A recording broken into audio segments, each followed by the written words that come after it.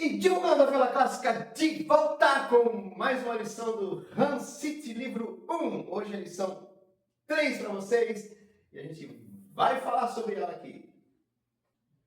E os primeiros estudos do City é muito parecido com outros métodos também, eles são meio parecidos, né? Aquilo que eu já falei em outro vídeo, talvez no primeiro vídeo do City 1, que as primeiras lições são mais para que você se encontre no som da viola. Então elas não são idênticas, mas elas são parecidas no propósito, tá, do estudo. Então, tem muita coisa que eu não vou abordar aqui, mas que eu já abordei no primeiro e no segundo vídeo das duas primeiras lições do City, tá? Então veja só, hoje eu gostaria, primeira coisa assim, como eu já abordei, só vou dar um toque aqui. A dificuldade maior é tocar do começo ao fim. São 2 páginas, é o que eu falei no outro vídeo.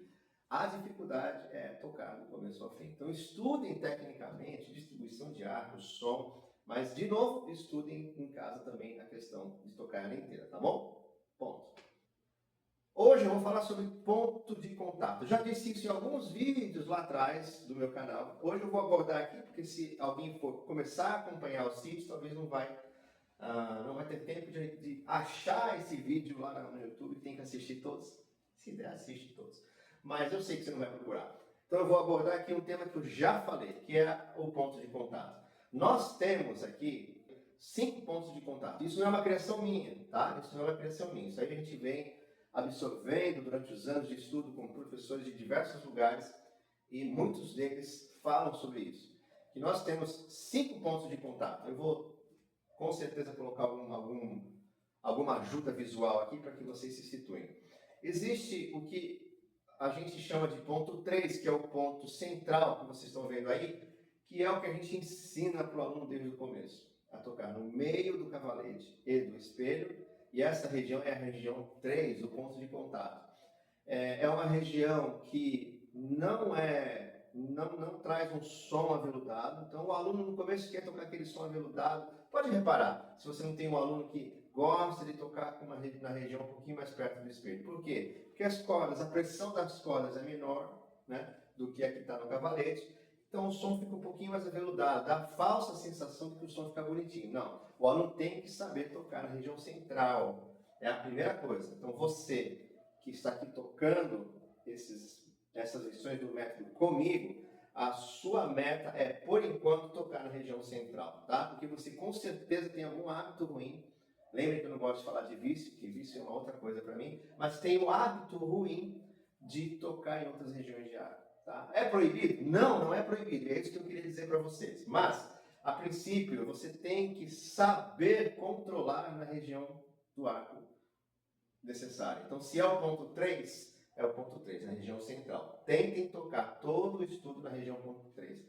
Isso vai te limitar na questão da interpretação. Por quê? De novo, explicando aqui, quanto mais você vai para a região do espelho, mais o som vai ficando aveludado. Então, você precisa de menos peso, tá, do que você precisa na região central. Então, é diferente de...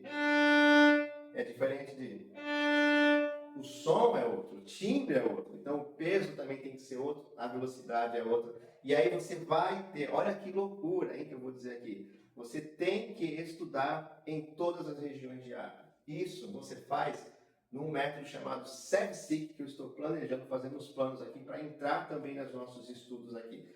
Fazer algumas demonstrações do método SEVSIC, que é onde você realmente estuda a questão do arco somente, e você treina nos diversos pontos de contato. Então, esse estudo aqui é para ser feito no ponto 3. Mas, olha só que interessante. Existe o ponto 1, que é mais perto do cavalete, o ponto 2, aí o ponto 3, que é o que a gente tem que ter o domínio completo, depois o ponto 4, também, todos têm que ter o domínio completo, tá? Mas eles são posterior ao domínio do ponto 3. Então, e depois o ponto 5, que é mais perto do cavalete. Tá, mas eu não posso, meu som ser no ponto 4? Pode, realmente, pode sim. Tá? Mas desde que você aprenda a tirar som no ponto 3. Que no ponto 3 é o som real do seu instrumento.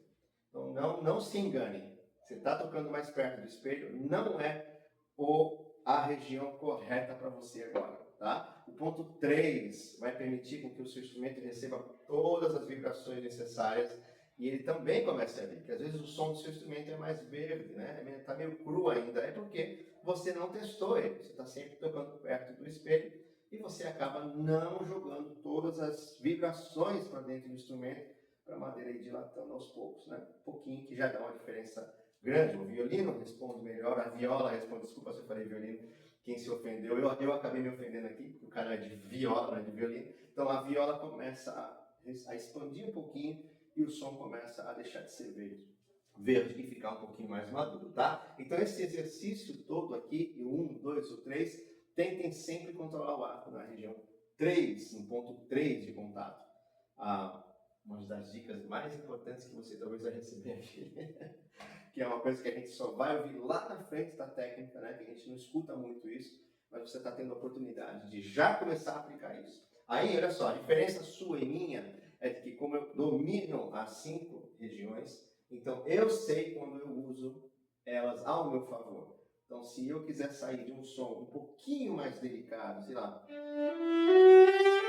né? Então eu começo a dominar o uso das 5 posições para eu transmitir aquilo que eu estou querendo transmitir. Tá? Então, às vezes você fala, nossa, mas que som bonito daquele irmão, ele varia tanto, varia. Então, você pode ver que ele está usando diferentes pontos de contato, diferentes pesos da mão, e aí isso é o que faz a diferença na cor do instrumento. Tá? O instrumento tem um timbre, mas a cor é técnica. Então, quando você vê assim, nossa, ele vai do piano para o forte, ele está usando o recurso dos pontos de contato, ele domina bem isso. Então, então quando você fala assim, então realmente o arco pode ficar sambando. Não é isso, eu estou falando aqui pensando nos meus alunos, tá? Quando eles chegam aqui, então o arco pode ficar, não pode, você tem que usar com técnica, tá? Com técnica, senão o seu som fica. É que nem você tocar se balançando muito, né? As ondas sonoras, elas começam a fazer assim com você também. Então, quem está parado te ouvindo vai escutar, né? Porque as ondas estão indo para diversos lados. Então, a mesma coisa no ponto de contato. Se você ficar sambando, quando eu falo sambando muito, né? É o ar ficar demais da conta aqui. E então, aí você começa a criar muita cor, fica esquisito. Fica esquisito, tá? E de novo, porque eu sempre falo isso, né? Mas talvez você está vendo pela primeira vez aqui, não é de novo. O ângulo do seu arco tem que estar 90 graus. É físico isso. É física pura, não é físico, é física. Física pura. Quando os arcos, as linhas estão perpendiculares, quer dizer, 90 graus, a vibração ela é pura, ela é 100% da corda, tá? Então, você precisa estar com o arco 90 graus. Tudo isso é física. Você escuta lá no começo, não, tem que estar retinho, tem que estar paralelo com a valente. Aí você acha que, às vezes, é um capricho do professor. Não é capricho, existe uma explicação física. Talvez o seu professor não saiba explicar fisicamente, mas existe uma explicação física por trás disso, tá? As linhas perpendiculares, 90 graus, formando 90 graus, é aonde nós tiramos o som mais, não é puro, eu acho que nem é pura a palavra, mas o que mais reverbera, o que mais produz vibrações é quando o arco está perpendicular à corda. Por isso que a gente precisa colocar o instrumento mais para o alto e o arco aqui a 90 graus, tá? Porque se ficar assim, a gente perde 90 graus e não consegue. Tá bom? Dicasinha aí, hein? Boa para você aplicar aí. Depois me diz se você usa dessa técnica, se você tem o domínio dos 5 pontos de contato, ou se você nunca tinha ouvido falar sobre isso, tá bom? Quero saber de vocês.